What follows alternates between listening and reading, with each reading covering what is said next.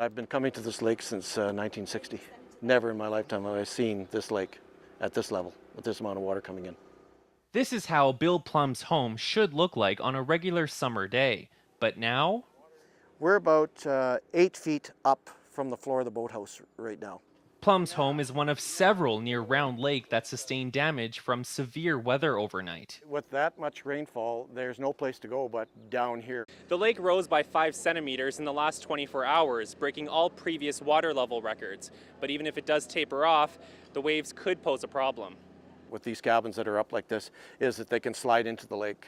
There's really nothing there to hold them back other than some footings, and that can be undermined just with some wave action. While many fortify their barricades, there is concern for the elderly residents.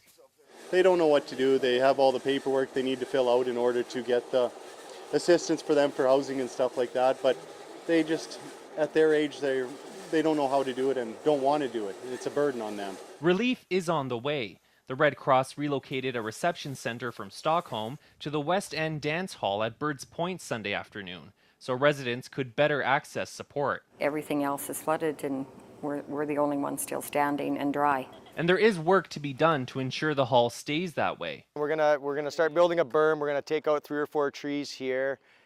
This campground, we'll move the swings back.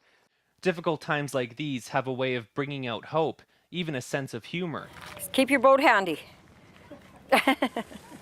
Residents say the sense of community has never been stronger. But just like the shoreline and roads, patience is wearing thin.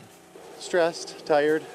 You still got a company to run, and trying to do that at the same time as trying to save your house, and miss my kids because they're with my mom, and it's rough, but you gotta get through it. Steve Silva, Global News.